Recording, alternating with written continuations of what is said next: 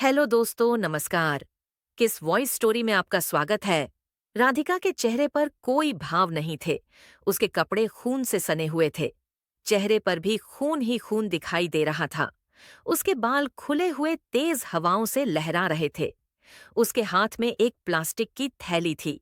उस थैली में लिए वह सड़क पर चली जा रही थी। उस प्लास्टिक की थैली से भी खून की बूंदें टपक रही थीं। उस रास्ते से गुजरते हुए जिसने भी राधिका को देखा, उसके हाथ पैर फूल गए। लोगों में एक अनजाना भय दौड़ गया। औरत, हे भगवान, यह कौन है? यह औरत, इसके शरीर पर खून की बूंदें कैसी? और यह प्लास्टिक इस थैली में लिए क्या जा रही है? लोगों के मन में बहुत ही सारे सवाल थे, लेकिन उन सवालों के जवाब किसी के पास नहीं था। राधिका सड़क पर चली जा रही थी। कुछ देर बाद वह सड़क के स्टेशन के सबसे बड़े पुलिस स्टेशन में प्रवेश करती है। उस पुलिस स्टेशन का नाम था मायागंज। पुलिस स्टेशन में प्रवेश करते ही वहां भी हड़कंप मच गया। हवलदार, अरे यह कौन है? यह औरत, इसका कहीं एक्सीडेंट हो गया है क्या? या कहानी कुछ और है? ये दोनों हवलदार बातें कर ही रहे थे कि राधिका उनके पास आई और उनसे बोली, राधिका, इंस्पेक्टर साहब कहाँ है? हवलदार, इंस्पेक्टर साहब से क्या काम है? उनसे राधिका को लेकर दोनों हवलदार इंस्पेक्टर अर्जुन के पास गए। इंस्पेक्टर अर्जुन ने भी जब उसने अपने सामने एक खून से सनी महिला को देखा तो वो भी सदमे में आ गए। इंस्पेक्टर साहब, कौन हो तुम? राधिका साहब, मैं राधिका हूँ। मुझे गिरफ्तार कर लीजिए। इंस्पेक्टर, गिरफ्तार कर लूं? किस जुर्म में राधिका साहब? मैंने एक राक्षस का वध कर दिया है। इंस्पेक्टर, राक्षस? कैसा राक्षस?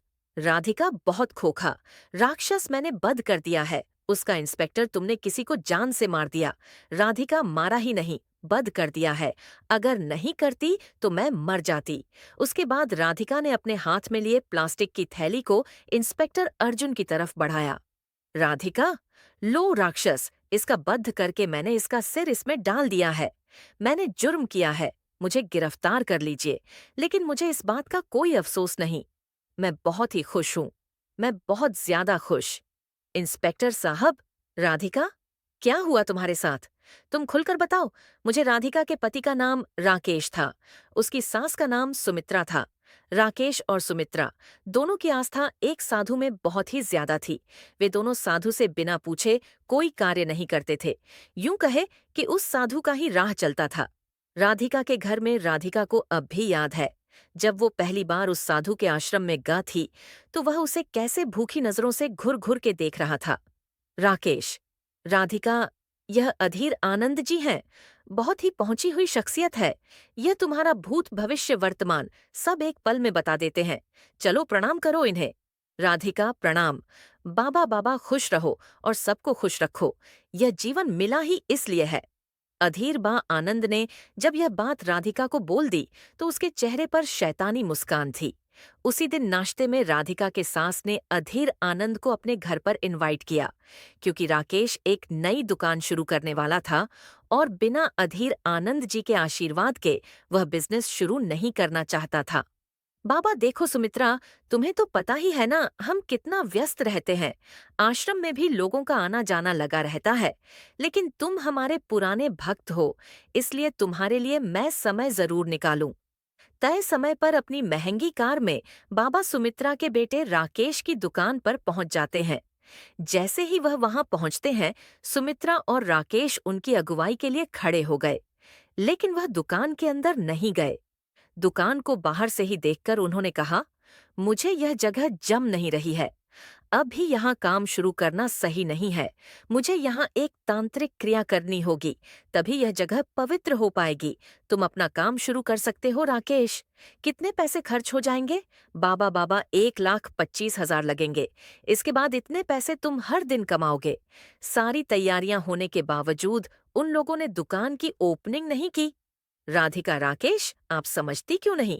अरे पहले से ही इतना उधार ले रखा है आपने इस बिजनेस के लिए, और अब 1,25,000 और उधार उस पूजा के लिए जो रा बाबा ने बताई है। राकेश, राधिका, अधीर जी ने जो कहा है वह तो करना ही होगा ना राधिका? देखिए राकेश, अपनी दुकान मार्केट के बीचों बीच है, वह तो वैसे भी चलेगी। अब इसके लिए पूजा की क्या जरूरत है? तभी वहां पर सुमित्रा आ गई। सुमित्रा, क्या बात है? तुम दोनों किस बात पर बहस कर रहे हो? राकेश ने अपनी माँ को सारी बातें बता दी। उसकी बातों को सुनकर सुमित्रा आग बबूला हो गई। सुमित्रा बहू, तुम्हें पता भी है अधीर आनंद बाबा कौन है? और उन्होंने जो कह दिया वह पत्थर की लकीर है। अगर उसके खिलाफ कुछ कहोगे तो हम बहुत ही बड़ी मुसीबत में फंस जाएंगे। अरे लाखों लोग भक्त हैं उनके। अब राधिका भी क्या कहती।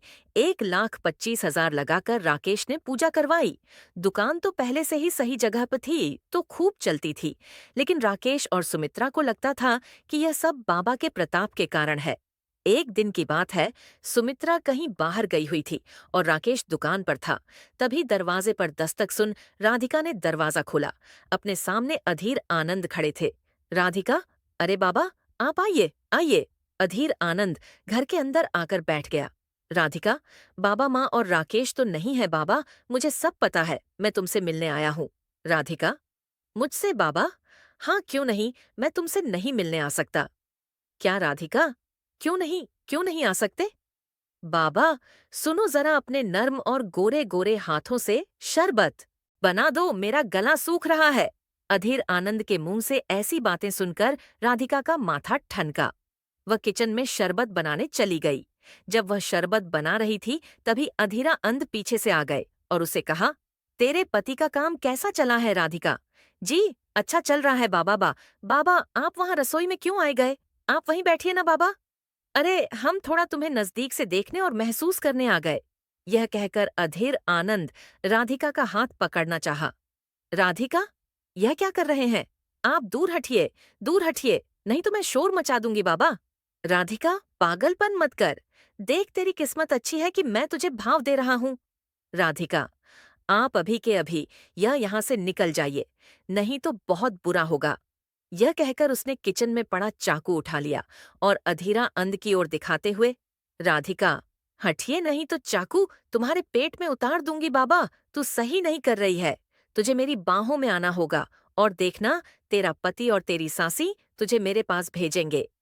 अधीरा अंध की गंदी हरकत के बारे में जब राधिका ने उस रात अपने पति और सास को बताया तो दोनों उस पर ही बरस पड़े। राकेश, अरे क्या दिक्कत है तुम्हें? अधीर आनंद जी से जब देखो तब उनके पीछे पड़ी रहती हो, उनकी बुराई करती रहती हो। तुम्हारा दिमाग तो ठीक है ना? राधिका, ये तुम कैसी बातें कर रहे हो? उसने जब तुम्हारी पत्नी के साथ बदतमीजी करने की कोशिश की तो तुम और उसकी ओर ही पक्ष ले रहे हो। सुमित्रा, वो इसलिए क्योंकि तुम्हारा दिमाग खराब हो गया है। पता है, अधीरानंद जी से कितनी महिलाएं भक्त हैं, वे महिलाओं का कितना सम्मान करते हैं। तुम्हें पता है, देखो, आज के बाद इस घर में उनके खिलाफ एक शब्द भी नहीं सुनूंगी। इस बीच अधीर आनंद कई बार फिर से राकेश और सुमित्र की अनुपस्थिति में राधिका के घर आता और उसे बदतमीजी करने की कोशिश करता। राधिका जब भी इसका शिकायत अपने पति और सास से करती तो वह उसे उसका मुंह बंद करा देते। राधिका, यह लोग मेरी बात सुनने के लिए तैयार नहीं हैं। अपनी पत्नी और बहू की बातें उन्हें झूठ लगती हैं और उस ढोंगी बाबा की बात सच। समय बीतता गया। राधिका की शादी को 2 साल हो गए, लेकिन उसकी गूंद नहीं भर पाई थी। अधीर आनंद ने राकेश और सुमित्रा के दिमाग में यह बात डाल दी कि राधिका अब कभी मां नहीं बन सकती है। तुम्हारी बाह के ऊपर कोई दोष है, इसलिए वह कभी मां नहीं बन सकती है। सुमित्रा, इसका क्या उपाय है बाबा? बाबा, उपाय यह है कि उस दोष के निवारण के लिए एक पूजा करनी होगी और वह भी अमावस्या की रात को, और उस रात राधिका को अकेले ही आश्रम में आना होगा। मैंने पूजा के द्वारा कईयों की गूंद भरी है। राकेश और सुमित्रा राधिका को लाख मना करने के बावजूद उसे आश्रम छोड़कर वापस आ गए। अधीरा अंध तो यही चाहता ही था। उस रात उसने राधिका से बदतमीजी करना शुरू कर दी। राधिका, दूर हटिए मुझसे, नहीं तो आज तुम्हारी वह हालत करूंगी कि तुम किसी को मुंह दिखाने लायक नहीं रहेगा। बाबा, अरे मुझसे कांटे लगे हैं। क्या देख खुश रहो और सबको खुश रखो, और मैं तो तेरा भला ही करने वाला हूँ। तेरी गोंद में एक बच्चा खेलने लगेगा। यह कहकर अधीरा अंध ने राधिका को अपनी बाहों में भरना चाहा, लेकिन राधिका ने तो आज पूरी तैयारी करके आई थी। उसने अपनी साड़ी में छुपाकर एक खंजर निकाला और उसे खंजर को एक ही वार से अधीरा अंध का सिर काट दिया। राधिका गुस्से में, तूने हद कर दी अधीरा, आज तक मैंने बहुत सहा, मेरा साथ किसी ने नहीं दिया, इसलिए आज मुझे तेरा वध करना पड़ा। तू औरत को समझता क्या है? औरत शक्ति है शक्ति, मुझ उसे कमजोर मत समझ। इंस्पेक्टर अर्जुन और थाने के सभी लोगों की आंखों में अधीर आनंद लेकर बहुत गुस्सा था। सभी के जहन में एक ही बात चल रही थी कि इस सच में राधिका ने कोई हत्या नहीं की है, पद किया है। राधिका ने जज के सामने सारी सच्चाई रखी और उसे अधीर आनंद की हत्या का कारण बताया। राधिका को 5 साल की सजा तो हुई, लेकिन उसे संतोष था कि उसने एक राक्षस के बोझ से समाज को मुक्त कर दिया है। आज की यह खास और मजेदार कहानी आपको कैसी लगी? कमेंट में हमें जरूर बताएं और हमारे चैनल को लाइक और सब्सक्राइब जरूर करें। धन्यवाद। यह कहानी काल्पनिक है, वास्तविकता से कोई संबंध नहीं। अगर किसी से यह कहानी मिलती है तो यह संयोग मात्र होगा।